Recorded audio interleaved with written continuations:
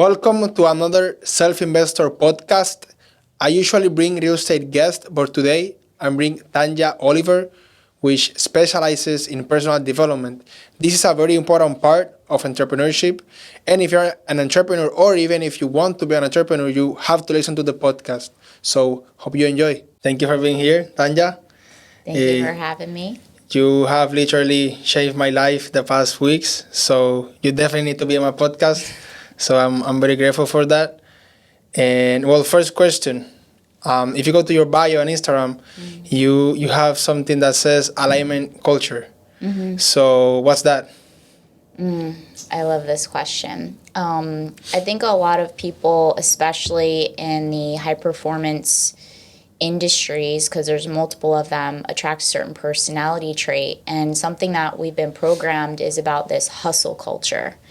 And with the hustle culture, there's a lot of sacrifice. There's a lot of hard work, which is great work ethic, drive, passion. But on the other side of the hustle culture is a sacrifice of your health, sacrifice of your family, chasing energy. And the alignment culture is something I've been talking a lot about, where we chase things, this extrinsic, this external world, the money, the cars, the relationships, the success. But we chase it because we believe it's going to allow us to feel some type of way in our inner world. And so the alignment culture is getting clear on your intrinsic goals, which are like, well, when you achieve that thing, the money, the car, the investment properties, the relationships, how do you expect to feel in your inner world? And so the alignment culture is creating clarity on that expectation and then reverse engineering it as you're in the pursuit of, but embodying that it's already yours now as you have the same work ethic and all that other stuff. That's great. That's great. And I definitely feel that, of course, that's definitely important, because and I believe that entrepreneurs or high achievers might be wired that it's just like work, right? So do you think a high achiever can have like work-life balance, or what does that even mean? So do you think that's possible? I believe a lot of people are in the pursuit of the balance. I don't believe in balance, though. I believe in priorities. I believe in what are your non-negotiables, what are your priorities. Mine are my peace, my health, and my heart. And I say that all the time. I'll never let business or anything compromise my peace, my health, and my heart. And so I believe that there's sometimes you're going to need to put more of your time and your energy in one category. I built out something called the life wheel, and you've gone through it, where we've like subcategorized the multiple different versions of our life. And sometimes you're going to need to put more of your time and your energy in your career, or building your business, or maybe putting a little bit more effort into relationship. But how do you sustain the other areas while your majority of your energy and your time is going into the one that needs your energy and your time? So I believe in sustaining as you're prioritizing the things of what you're trying to scale. I see. That's awesome. That's great. And what would you say to those entrepreneurs or high achievers that they don't think they might need that they think that they can get away just by working, and that's it? They might be chasing something incorrectly. So what would you say to them? I would say sometimes people need to have life experiences. Knowledge comes from an experience. So when we have an experience, we then have the knowledge. I believe that there's a scripture in yoga. It's called sutras. Sutras are more just like kind of threads of knowledge, just like in the Bible. There's like literally little paraphrases to give us information to just like prevent bad things from happening, which is actually the sutra. It's anticipate suffering and don't go there. So if you start to see patterns which people are talking about, you'll see people typically in their 30s, 40s, 50s, they now take that money that they've made when they're in that hustle culture, and they have to put it now back into their health. Or they're in divorces and they've had really bad relationships because they weren't patient enough during a bored season or a season of understimulation to just be patient and to become the person they want to become in order to attract the person they want to attract, just because they're trying to fill up time and space. So it's like, get clear on what you want, and at the same time, be okay with the discomfort. Be okay with the waiting. Can you repeat that again? Which part? So being okay, being okay with who you are, you mentioned? Well, there's typical personality traits and patterns that I've realized because I teach self-mastery, emotional intelligence, and how to operate at peak performance even during the hard times. And there's a segment that it's a specific personality trait that is drawn to specific careers and that you would categorize as high-end achievers. Okay. Part of the personality is an extremist personality. One of the downfalls of self-sabotage comes into understimulation, which is also known as boredom. People get themselves into trouble because they're bored or understimulated. And another one is just like the, I guess, overstimulation too. Like when you close a deal, what do? You want to go spend a lot of money, or you want to go party and celebrate, or you want to, like, it's typically people make not the best decisions when they're at like a super high and a super low. So it's kind of they always say like take the middle way. And then how would you control that? How can you be aware of that? Of like because for example, maybe an entrepreneur that is starting out, let's say his first deal is $100,000 and he has never seen that in his life. So how would you maybe advise an early entrepreneur when he's starting to see some results so he doesn't get overstimulated or understimulated? Well, I think you're a great example is find mentors, find people that have a little bit or a lot more experience, that have a track record of getting people results, that can guide you in the right direction, that are looking out for your highest and greatest good, so that it can save you a lot of time, save you a lot of money, and save you a lot of pain, because it's like you don't have to learn the hard way. You don't have to learn through pain. You can learn by wisdom. You can learn by seeing what other people ahead of us have done that are like, hey, maybe I should listen to a thing or two. And then you also see like patterns. You start to see patterns of people that have reached heightened levels of external success, and and it's not like new. I mean, it's even in movies. It's like patterns. So look at patterns and then look at people that can prevent the undesired patterns from happening. Exactly. Yeah, I guess that it's a pattern that very high achievers that you see them like happy with their family, that they also put work, like internal work. They meditate, they care about their relationship with their family. It's not everything about work. It might seem because they might have a lot of money and they might be flashy in some ways, but they put their inner work, and I think that is a shift that I'm trying to make right now with my life, right? Because I don't think people understand the work behind the work, right? It's very simple to understand business or anything like that, but you actually have to develop your inner work. You have to go to a gym, things like that. I think that really I don't know, that puts you in a good mood and puts you in a discipline. So that's great. Yeah. You mentioned emotional intelligence. So what's that to you? So before we get into emotional intelligence, there's like steps to it. And it's just common patterns that I see where emotional intelligence, before somebody has emotional intelligence, there has to be emotional management, tools, systems to help people process their negative thoughts and emotions, and before they like lash out or get intertwined with them. And then before emotional management comes emotional availability. A lot of people have been through hardship in the very earlier stages of life, so that they've closed off because they've felt that it was safer to just shut down and get numb and just go in grind mode and never open up their heart.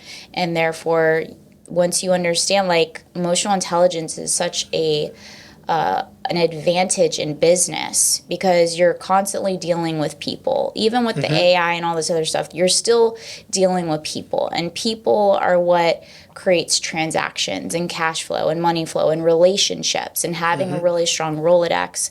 There's something I've been talking a lot about, is that everybody's like, oh, your network equals your net worth. And I'm like, well, before that is your self-worth, which is going to attract your network of people that are want to consistently rekindle or build those relationships with you because they like you as a human being. They're like, wow, Carlos is actually a great human being before he's a businessman, before he's a this, before he's a that. They're looking at you as a core, your core values, your interests, your work ethic. It's like people pay attention to those things. So even social media is almost like a funnel system because you get to see people's character.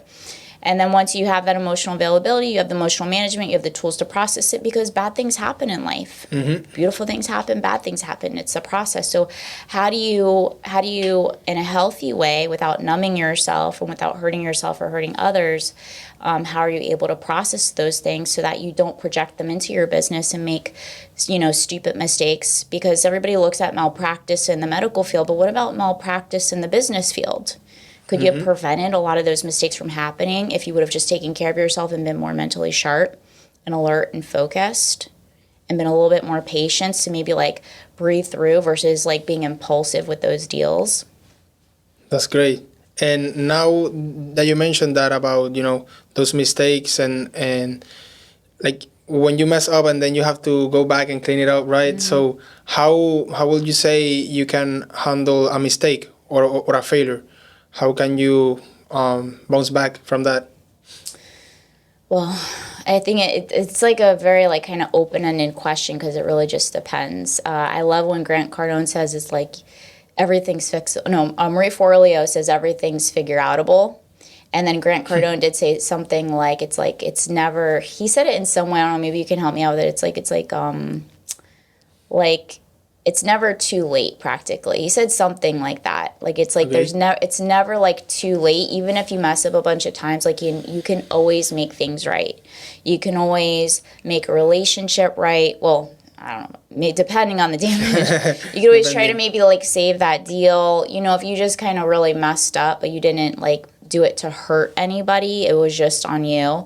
So I do believe that there are times where you can really go back and just a simple apology like, hey, you know what, I take personal responsibility.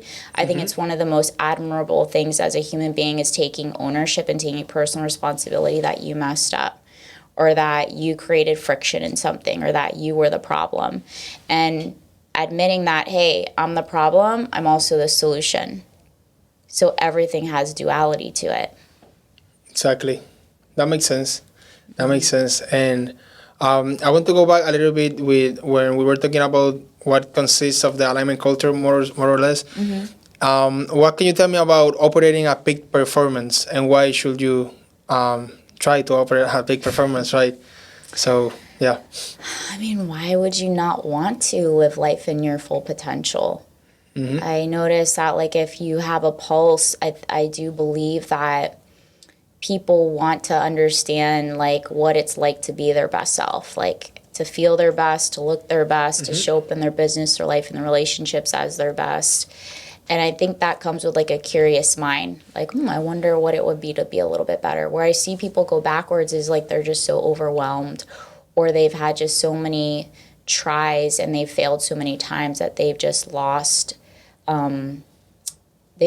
hope. There's a lot of discouragement. And discouragement is one of the most dangerous emotional states to be in because it creates numbness. And when we're numb and you don't feel, it's kind of like takes away your vitality, and then it's just kind of just going through things, and that's where people start getting into substance abuse and picking up that bottle or popping those pills or going to those strip clubs or, seeking things outside of themselves in order to find love, validation, worthiness, feel good for the moment, to feel something in the moment. I will add also that, well, this is my guess, right? But a lot of people don't genuinely believe that they can operate at the highest and best because maybe they haven't seen that. Maybe they don't have a father or a mother that might achieve that, so they can't see it, right? And that's one of the reasons that I like to document everything that I'm doing because I'm shooting for that. I'm shooting to achieve my highest and best, right? So if someone can see that and be like, hey, like this dude could do it, so I can do it too. And I think that's like the biggest purpose, and that's the good side of social media, I would say. So Yeah, That's and great. I mean, it comes down to that too, and just having like environments, because we can't rely on motivation. So setting yourself up with enriched ecosystems of people, places, and things that are going to remind you. And then you mentioned documenting and focusing on progress, because progress is just like, okay, how can I get a little bit better? How can I maybe not like face plant as hard? Kind of look at it as like an Russell Brunson. I don't think it was him, but I remember in his course, he's like, just embrace the sucking season. Like embrace, like allow yourself to suck until you become okay. And then when you're okay, and then you're going to be good. And then when you're good, you're going to become great. And then when you're great, you can become legendary, but there's steps to things. Exactly. There's steps to things, and you just have to keep going and start to measure those little, as you mentioned, like progress. I think Alex Hermosi described that as the ignorance debt or something like that. So he's like, you should start as soon as possible so Yeah. you can pay off that debt. And I really think that helped me a lot, to me also in my business. And I think everyone should understand that at the beginning you're going to be bad until you're not, right? And then that's when you actually start seeing the results. Amen. So that's I was great. reading him today. I was like, and then it is true, like you find people, and even if you find mentorships in a book, or you just keep reading the same book. And another thing too is like integrate it. Don't just read things, like integrate it, apply it, because that's where 99% of the change is going to happen, is the integration. How do you integrate something that you learn in a book? Find a piece that you feel capable. Where I see a lot of people start procrastinating and like not moving or getting frozen with is because they feel too overwhelmed. So what do you feel capable of doing that you're not doing? And just throw it in there. Another thing is just take away time and intensity. So there's 3 core reasons why people procrastinate, which is not doing that thing, is not feeling safe to move forward. Maybe you've made some really bad decisions in the past and you don't trust yourself. You don't trust your ability to make the right decisions. Feeling overwhelmed because you got so many things on your plate and you don't know if you're doing things right or what should go first or what's the sequence or what's the right thing, that kind of like that perfectionist mindset. And then distractions, internal distractions, the mind, like having that duality in the mind or the mental warfare. And then external distractions. Maybe your home is a mess. Maybe your relationships are a mess. Maybe you're just like your whole outer world is just not supporting your growth. And then what would be the first step to try to attack that procrastination? Identify out of the 3 which one it is that's preventing you from moving, because it's movement, right? We talked about we just want to get some traction, want to get some movement. So identify, am I overwhelmed? Yes or no? Am I just don't trust myself? Yes or no? Or do I just have a lot of distractions going on? Yes or no? And then just make a list and execute on something. So if it's overwhelm, time and intensity.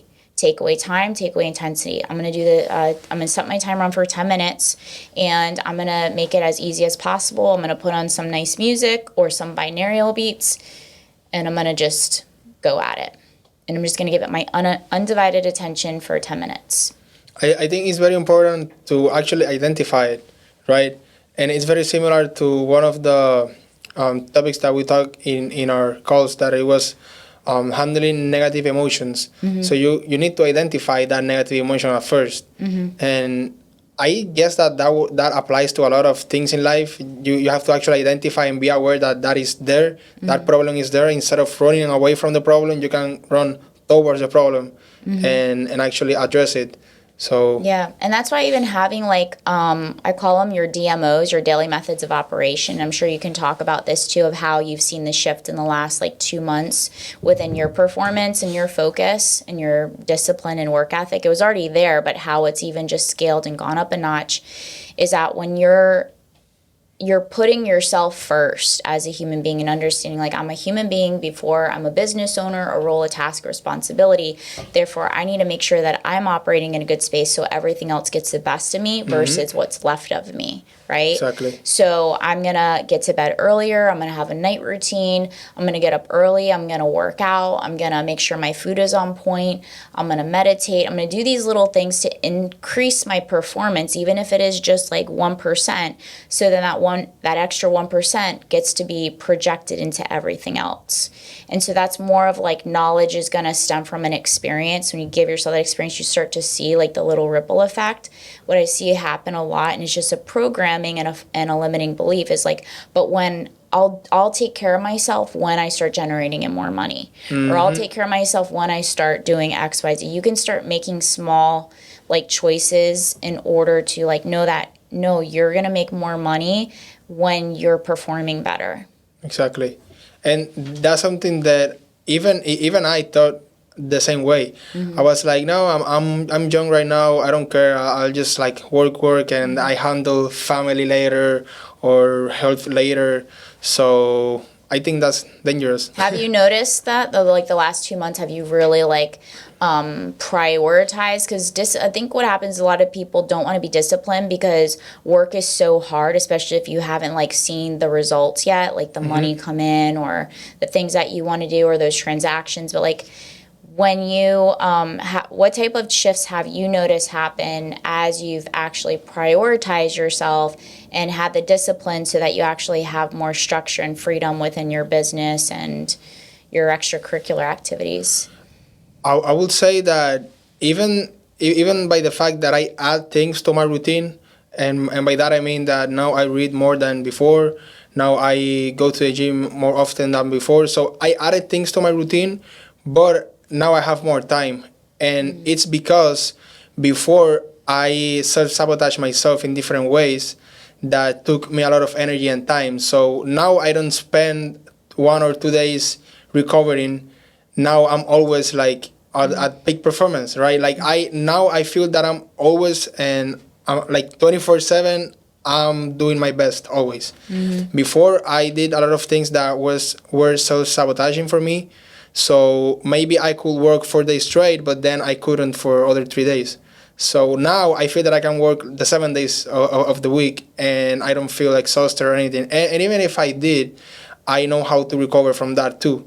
I know how to just settle down, identify what's wrong, and yeah, I feel that I have more time because I am at my best performance. Before I wasn't, maybe for 2 or 3 days, but then I wasn't. So that's how, if you want to, if you can measure it, you know how now we have the calendar, and I can. You want to tell them about this calendar? Yeah. So about that calendar, it's basically a calendar where every day I show up, I put a star, right? So showing up means I actually get my morning routine, which is exercise, my supplements, reading, meditating. I also do my night routine, which is very similar but without the exercise. I also show up to work, of course. That's what. Yeah. So those are your DMOs, your daily methods of operation as Exactly. a human being. Exactly. So if I do something in any day that slows me down, I wouldn't be able to accomplish that every day, right? So that was what was happening before to me. Before, I might do my DMOs for 4 days. Then the fifth day, I did something that was slowing me down, and then the sixth and the seventh, I couldn't do anything, and I was recovering. Now I can do my DMOs for 7 days straight, and the more I do them, the better I feel. So it's like a compounding effect, right? And have you noticed a difference in your work performance and your focus and your energy? Because you've got like, number one, you got to glow up. Really? Thank you. Number two is because you're like, all the good food, the exercise. And then number two, I can tell too, your energy, like your frequency is really strong. Like you've got a solid energy. I don't know if it might sound like weird to people, like, what does that even mean? But like, people have energies. Like you step into them and you feel somebody's energy. Your energy is solid. So I haven't seen you in a while, but I have noticed that about you. Nice. Yeah, I don't know. I even feel more confident, honestly. I don't know why. I don't know where. You know why? Put in the work. I think that I promised myself that I was gonna go through a plan, and I'm actually accomplishing it. But I am accomplishing it because I actually feel better. So it's like a no-brainer for me. Like, why wouldn't I go to the gym? Why wouldn't I eat healthier? So that it's like a cause and effect. Because I feel better, I want to keep doing my plan, and my plan helps me feeling better. So it's great. Of course, like I recommend everyone to try to operate at the peak performance. So, yeah. Amen. Amen. Another question, going a little bit out of the topic, but how will you define success, and how do you measure it? I think that's a question that's different for a lot of people. And sometimes it's different in different seasons, because I look back and sometimes success for me was peace, because there was a lot of chaos happening in my life at the time. And I hadn't remembered the last time I had actually operated in peace. I was always operating in chaos. I was operating in that addict energy. Like you're like addicted to stress. Like I'm addicted to like stimulation. I'm addicted to, and I didn't know how to just be in peace but still perform at the same time, because I heard about it when I was working with a lot of my pro athletes, and I started studying George Mumford, who works with a lot of he worked with Michael Jordan and just like legendary people, and he wrote a book called Mindful Athlete, and how I was describing and how I was teaching, and then I got into yoga and meditation and got certifications and all this stuff and liberation breath work, and I was like on this journey of like experiencing peace without sacrificing my business and going broke, because when you think of operating in peace all day long, you think of yogis and then just kind of hippies sitting at a tree. And I'm like, no, I want to be a successful businesswoman, and I want to be making like millions of dollars. I want to do this and that. I want to work with high performers, but I didn't have that experience. So mine was like to sustain everything as I was able to like still perform at high levels, but still have inner peace. So during a season, that was like my goal. And then another season, mine was to feel vivacious, to have like a strong life force. So to have peace and vitality, because it's like, how can you have both? How can you be like in this calm state but still radiate like this exuberant energy? So like I've had different seasons where success for me meant different things. It wasn't always interpreted as like a cash flow, because it's just an energy exchange. So I wanted to be like a high valued woman. And then there was a season for me to be completely connected to God at all times. And that's a season I'm in right now. That's the season of what success is for me, is like, how can I consistently be connected to God and have my peace and be vivacious, like all at the same time, as I'm still like externally achieving the things that I want to achieve. And that's what I'm talking about, like the outer world and the inner world, and getting clear on something, as but I don't know if they probably don't know this, but those are my intrinsic goals. Intrinsic goals are like, how do I want to feel every single day, to keep connected to those power words, to keep connected to that. And that's what success is. Because if you actually look up the word, success just means like, what do you want?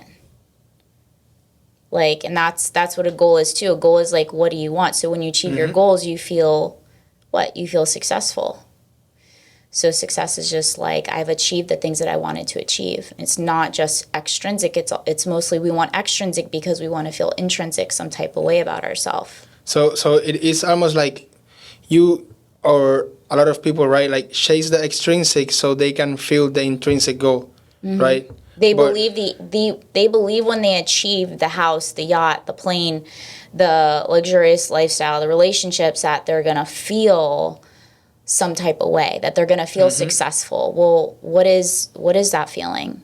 And everybody and anybody can feel that way today without having to have achieved the materialistic, but you can still achieve the materialistic as you're on the journey of like becoming the person you need to become and overcoming the things that you need to overcome in order to not only get it, but to sustain it. Because that's one thing. You can achieve things, but can you sustain them? And then why is it important to feel the intrinsic goal before the extrinsic? So you can feel fulfillment. A lot of times people get that thing and then they're disappointed because they thought, oh, I was going to feel this way. So it's like you can embody those feelings: fulfillment, peace, joy, appreciation, healthy, vivacious, whatever you want to feel today, and like be happy, like live a happier life, because happiness is a byproduct of a lot of things. It's like those little things that accumulate to the bigger things. So when somebody looks in the mirror and they're like, how did I get here? I don't like who I am. Like, I can't believe this, whether it being with, you know, your finances or your body or wherever you're at. And you're like, how did I even get here? It's those little things that made you authentically you. You keep putting them on the back burner. You keep saying, I'll do them later. I'll play that basketball game later. I'll like hang out with people that add value to my life later. I'll call them back later. But it's like those little things like are what bring you joy and what keeps that momentum going for you to keep doing the things that you need to do for the people that you're doing them for. Exactly. That's the point, right? Like what's the point of achieving all this success if you're not feeling good about yourself or if you're not reaching that intrinsic goal, right? So maybe if you can feel it first, and maybe once you feel that intrinsic goal first, you realize that you don't even want that at all, because maybe you try to feel how I don't know, like an expensive car will make you feel, right? And then you realize that's not actually what you want, and then maybe you change your extrinsic goal. Well, okay, so let's talk about that. So if you break the word focus down, focus on one course of action. Focus on, what is the word focus on? It's like something about like focus on one course of action until successful. Pretty sure that's what it is. I gotta write it down. But it's like just stay on course until you have what you want, and then once you have it, like then you can change your mind. What I see happen a lot, this goes into the distraction part. I see too many people jumping around before actually achieving the thing that they even had an interest in achieving. And I wholeheartedly believe if you have an interest in something and you keep cycling back to that same thing, God has intentionally planted that interest inside of your heart, inside of your mind on purpose. And it's your responsibility through the power of free will to go in pursuit of that and to effort it. I call it efforting, to do it, to aim for it, and to do everything you can until you've achieved it. Once you achieve it, number one, you feel proud of yourself. You build up your self-worth. You start to trust yourself because you know that, hey, I'm the type of person that when I say I'm going to do something, I'm going to do it. And if you can do that on little things, that means you can do that at really big things, because everything starts small before it becomes big. You have to be able to maximize the season you're in with what you have in order to be blessed up with the next thing. Because then God knows, like, hey, you're responsible for the little things. I'm going to bless you up for the bigger things because I know that you're responsible, you're going to handle it, and you're actually the person that's going to do it. And that's why so many people have the same idea, but why is it only maybe one or two execute on that idea? And then be like, oh, I should have done that. How many times are you going to keep saying that until you actually take action on it? And have you felt that way, that you have an idea and you actually, how do you say it, like do it?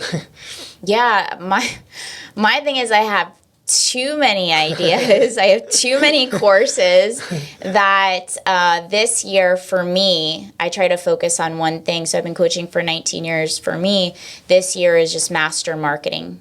And that I don't need to learn anything new because speaking from personal experience and just seeing things, sometimes you're in a season and a season might be 3, 4, 5 years and then it becomes a habit. So I've had a habit of building out courses, of building out programs, mastering the programs, taking clients through it and tweaking a few things until it was like 99.9% like solid that I can run anybody through and it's a plug and play. And they can all like just have freedom within structure and also flexibility and feel empowered to achieve it. So the success rate is super high. So I was like, okay, like it's solid now. I can move on now to this next one. But then what happened was I was in a season for so many years that it became a habit. And I'm like, there's nothing left to build. Now it's time to get leads so I can help more people, because I can't help people if they don't know about me. Exactly. Getting out, doing podcasts, going and flying out to conferences and events, getting on stages and speaking. And it's like, I'm in a season now where I got to learn how to become a master marketer. I don't need to build anything out. I don't really need to put any more energy in like taking another course, right? Because you then become addicted to courses and learning. So there's different seasons of things, and you just have to know when it's time to step out of that season and know that sometimes a season can become a habit. Even though it's a good habit, it's not an aligned habit. Interesting. For the new level that you're going. So remember, who do I have to become and what do I have to overcome? Would you say that's how you approach decision making, or how would you approach decision making? So this is where doing your DMOs come in handy. We can have our plan and then there's God's plan. So you have to, for me, I rely on discernment. So no, that's a word we've talked about a lot, is my meditation has been really powerful. Trusting my intuition, having a plan, following it, but also having flexibility and going inward when it's time to move differently, when it's time to maybe like go somewhere. I'm like, is it my impulse? Because I also, part of self-mastery is knowing your personality. Doesn't mean it completely changes. It just means like I have a history of being impulsive. Being self-aware, maybe, right? Exactly. But so there's steps even to that, like before self-awareness, becomes self-honesty. You have to be honest. Like, I know these are parts of, which we haven't done it yet, but we get into shadow traits. You understand segments of you that can sabotage you, types of your personality that were programmed since childhood, because our brains fully develop not until the age of 25.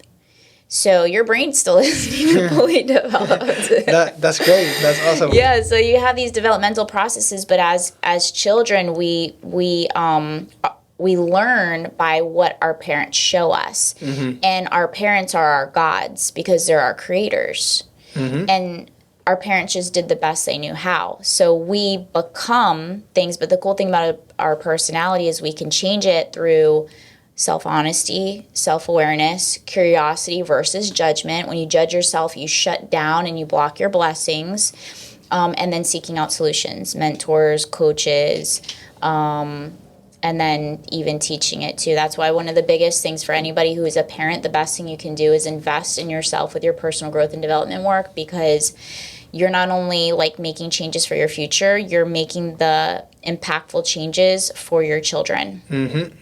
Exactly. That makes a lot of sense, because like you don't know better if your parents raised you a certain way, right? That's how you build your beliefs. So Your beliefs, your personality, personality is learned. It is a learned part. And then the things that we start to do, like our interests, when we keep adding those in, those also help us make us unique. Like, allow us to be authentic. Like, what are your interests? Like, I have no desire to play basketball. That's your thing. I love salsa dancing, rollerblading, and I make sure those are my staples throughout the week, because those are the things that allow me to be authentically me. Exactly. And what happens, or what advice would you give to people that they might fall into bad habits, addictions, maybe just because maybe the area that they're in, or by any reason or whatsoever? So what would be your advice to overcome those bad habits or addictions? Or Yeah, well, there's a lot of shame around that, shame and embarrassment. Nobody wants to talk about it. I don't think anybody, like, you ask a child, like, hey, what do you want to do when you grow up? I want to be a junkie. I want to be an addict. Nobody says that. So if you break it down, like, and I like to make, like, hard things, like, really simple and light, because I came from a space of addiction and a family lineage of addicts. And what I learned through forgiveness work and acceptance is that it was just a tool. So when you're talking about habits that sabotage us and disconnect us from our truth and from us operating at higher levels of consciousness and performance and work and all that other stuff, is that you just have to find other tools that are healthy outlets that are going to be an asset to you versus a liability. And it's just a tool. So what other tools can you help us process your negative thoughts and emotions and that are going to give you relief. Because when you turn to social media, when you turn to television, when you turn to food, when you turn to alcohol, when you turn to even sex, and you turn to pornography, and you turn to all these things, and we need to have more conversations on them, because a lot of people are doing them in silence, and how they keep us self-imprisoned. So if the goal is freedom, because I know for me, my word for the year, I always have a word of the year, is freedom. Mental, Nice. physical, emotional, and spiritual freedom, financial freedom. It's not just about money. It's like, how do you want to feel in your heart? How do you want to feel in your mind? Do you want to be a prisoner to your mind? Do you want to be a prisoner to your body? Do you want to be a prisoner to your stuff? Like, so what tools can I start to have that are going to help give me the relief that I need when I'm going through pain? Because that's why people turn to it, is they're in pain, mental pain, emotional pain, spiritual pain, physical pain. And so they turn to things to help them find relief in that moment. But then it kind of piles up and it just accumulates over time, just like you're talking about. Every single day I'm doing like little things that help me feel better. And then that becomes like your new addiction. You become addicted to your resonance, your energy. Exactly. And I'm glad that you mentioned that. And basically, what we are talking, and I think this is where it gets a little bit dangerous, is when someone has a bad habit or an addiction, and there's part of it that actually provides them value. So There's always a positive. exactly. There's always duality to everything. Exactly. So maybe there's a habit or there's something that they're doing that they say they think that, oh yeah, this is helping me, but they don't see the other 50% that is actually working against them, Yeah. right? So how can we address this? And we did something very similar this week about something that I used to do a lot that was giving me some value, but at the same time it was working against me. So how can we address this, and how can Yeah. everyone can address something Well, like I that? know what you're talking about, so I think you're kind of priming me to go that way. But one thing that we do is I love practical tools and like things that I can kind of lay out and take inventory, because my brain is like that. I realize a lot of high achievers' brains are a little bit different, but for the most part, like if we can lay things out and just kind of audit, we do like our daily audit, our habit auditing, or our life audit, is you just make a T-chart, and on the right hand side, because the brain works from the right is your past, from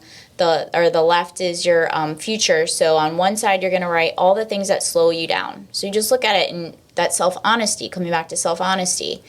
What are all the things that slow you down? And then on the opposite side, you'd write the complete opposite, and you would just write like the things that speed me up. And then you just realize, do I want these things to slow me down? If I go out and I had a long day, or I had a great week, and my habit is to go out and drink, but then I looked at it actually slows me down, because then I'm not productive, I'm not performing, I'm sleeping all day long, I feel horrible. This really slows me down, and it's just like being able to find something else to give you stimulation, healthy stimulation, that doesn't slow you down. Exactly. So you're breaking down and being real with you about what are the pros and cons, and you don't want the bad thing. You want the good thing. So how can you find that good thing that is actually stimulating and is good for you? So how can you find that in other areas of your life? Well, I right? want to address that too, because that kind of comes back into the shame thing, is like, it's not good or bad, because it did serve you for a specific season, but like it makes me feel good or it makes me feel bad for the long game, not the short game. Exactly. Because it's the accumulation. And one of the mindsets, like a success mindset to have, is like every day counts. And the micro leads to the macro. So the mindset that I have, that you have, that a lot of people have, is like, I want to play for the long game, not the short game, not for just that instant relief. And so you're talking about stimulation, right? Healthy stimulation. Well, are you looking for fun? Well, what else can I find in fun? And what can I take from that one area? Okay, I go out, you want to use an example? Which one do you want to use? We'll give them specific examples so they have something to use. Yeah, like just going out and over drinking and all that. Okay, so we go out because we want to have fun, right? It's fun. We're in a club scene.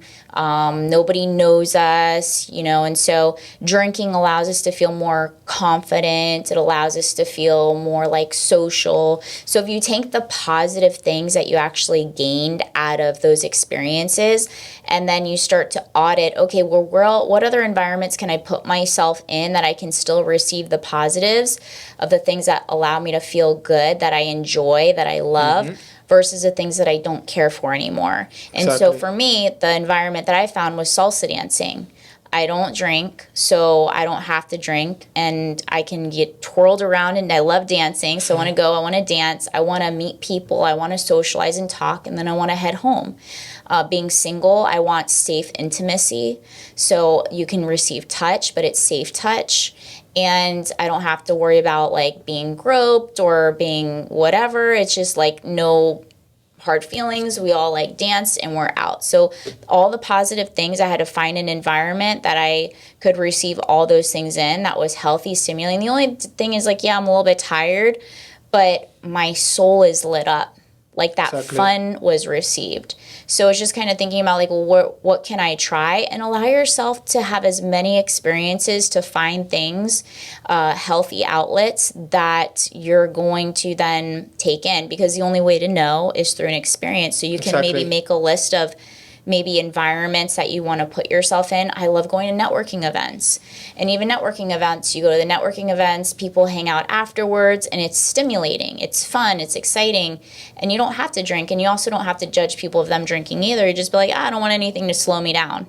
And then be like, why aren't you drinking? Like, because I'm having fun without it. And you're showing people through leadership, because you're going first, like, oh, he looks like he's having fun. And then you go to the next day to the event or whatever, like, oh man, I'm so tired. I'm ready to go. I'm feeling energized.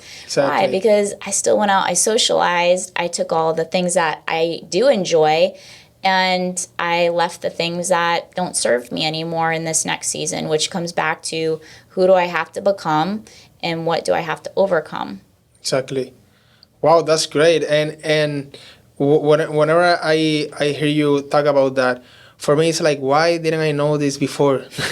Like now. Yeah, exactly. And I think that a lot of people that haven't heard about this might feel, because you wouldn't know that, and maybe the people that are surrounded, the people that they're surrounded with, don't know better. Yeah. So you can experience those type of healthy stimulation, healthy experiences that also provide value to you, because you don't know. You don't know where to find that. Well, think about it too. Like all the times you've gone out, you were never shown, because a lot of people just kind of go with the flow, right? But if people are going with the flow, that's not necessarily healthy either. There's 3 types of people. You remember that from the traveler book you had from traveling. It's like there's the influencer, the influenced, and the agree to disagree. In that situation, you would agree to disagree because you're just doing your own thing and you have a plan. A lot of people don't have a plan.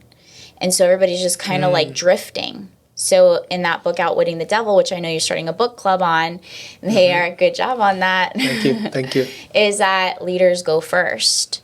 And with that is you can agree to disagree, you have a plan, and there's a lot of people that don't want to drift. They just want to have a plan, and they want to have a plan by a strong leader that knows how to lead. But if you can't lead yourself, coming back to the whole personal growth and development, and having a plan for yourself and being able to follow through with your own plan, how do you think you're going to be capable of leading a team, leading a family, leading whatever you're wanting to lead? Like leadership starts first with you being able to lead yourself and to be able to execute on your goals and keep your promises to yourself. Exactly. So. Exactly. Wow, that's great. This podcast has been awesome. I really enjoyed it. Thank you for having me. No, of course. Thanks to you. Thanks to you. Is there anything else that you want to share? If you are seeking something, be relentless for finding answers. Nice. Wow, that's a punchline. That's a great punchline. Well, where can people follow you? Social media? Yeah, so I'm on Instagram at Tanya C. Oliver. I'm using my TikTok. I haven't figured it out yet, Nice. but I'm using my TikTok as a like behind the scenes of showing me as a person, as a woman, as a human being before like people look at me as like a coach or this and that. I just like my daily methods of operation, just living life intentionally, messing up a lot, trying things, failing. People like to see that stuff. So I'm using the TikTok, which is Tanya C. Oliver _ and then YouTube, Facebook, but mostly engaged on Instagram. And then the website is tanyacoliver.com. Awesome. Well, thank you again. It's Thank been you for awesome. having me. And let's keep growing. Let's go.